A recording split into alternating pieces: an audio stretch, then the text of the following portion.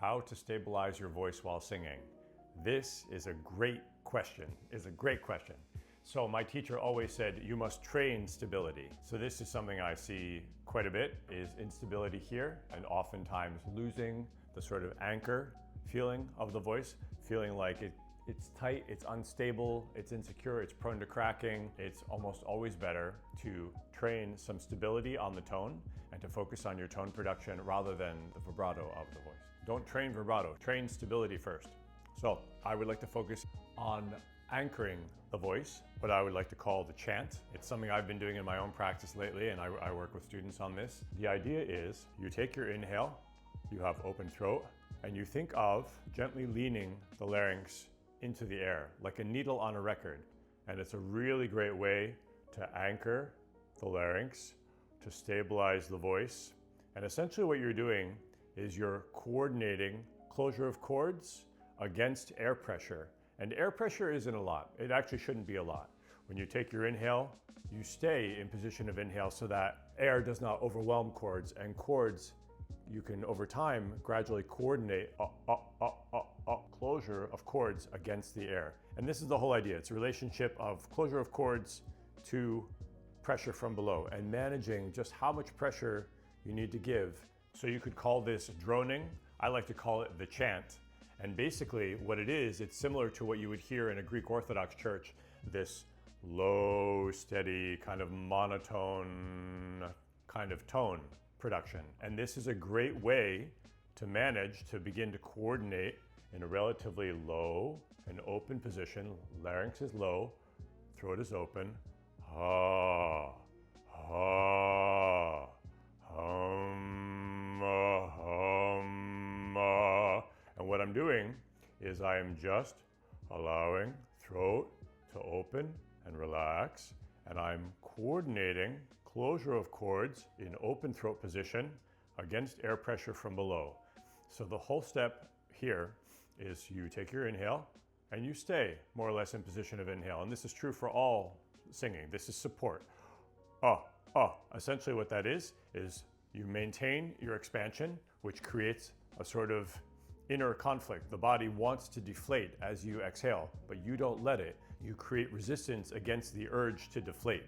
And it takes pressure away from the chords such that you can actually coordinate how much breath pressure you're putting underneath the chords, so that chords have a chance to come together in a lower pressure environment and vibrate very efficiently. Now, they vibrate very efficiently when you have acoustic inertance above, when you have resonance above that actually creates pressure against chords from above the chords. This is called reactive inertance or acoustic inertance or impedance. It's got many names, but basically it's Bernoulli effect, where essentially pressure from below and pressure above come into harmony, and you create incredibly intense phonation happening at chords. But in this case, we're not worried about resonance yet, although resonance will happen. But how you create steadiness of tone is you focus on closure and air. So you take your inhale, open, low. And I lightly close. This is very important. You lightly close the chords. You don't slam them together. You just touch. You just kiss as if you're touching thin edges of the chords. And then from there, it's just an issue of continuation, a steady stream of air pressure under closed chords, and you focus on steady tone. And you can do this on any vowel really, as long as larynx stays low, throat stays open, you're relaxed, and body stays in place of inhale. Whole body, whole vocal tract, ribs, upper torso, in place of inhale.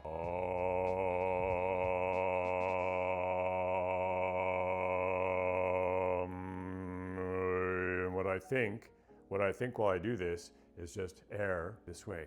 And the chords, it's almost like a needle on the record, just kind of bing, like a very fine point of a needle, just poking down into that airflow, and it just creates this kind of like little squeeze effect, you know, like when you pull the neck of a balloon and then the pressure from below kind of squeaks through that stretched space. That's pretty much exactly what's happening at the chords here.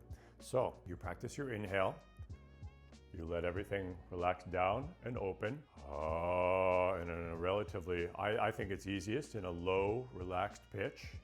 You know, if you're a higher voice, it's going to be in a higher pitch for you than it is for me. But in a relatively relaxed place, that's open. You let everything drop in, you have your breath, and then you sort of just put the needle on the record.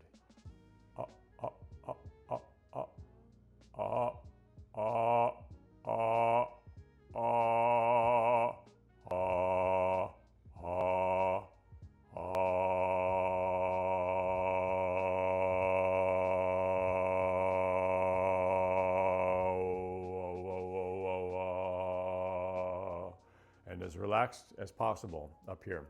Mouth, tongue, jaw, everything just relaxed. Tongue in general can rest at bottom teeth, but you're open and you're working on that steady stream of air. That's how you make steady, nice tone.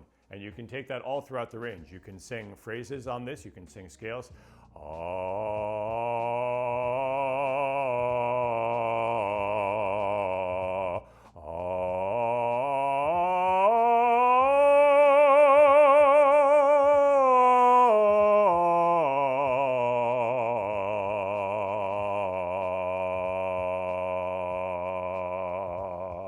And I don't think of like, I don't do that. I think of anchoring.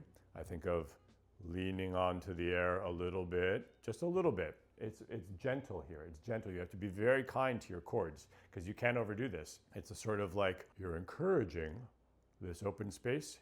You're kind of giving a little gentle support from below, resistance from above. It's almost as if you're inhale and keeping that position of space creates its own sort of resistance downward.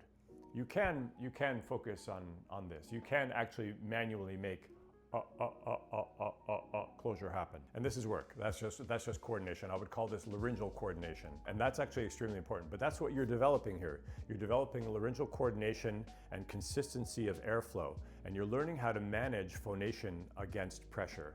And that's it. I mean, that's the whole key right there. So anyway, there you go. If that helps, check out the link in the description below. I have like a whole course on this private community and it is good stuff. Or get in touch, send me an email or whatever if you have any questions. All right, is that good? Is that good? All right, I think we got it.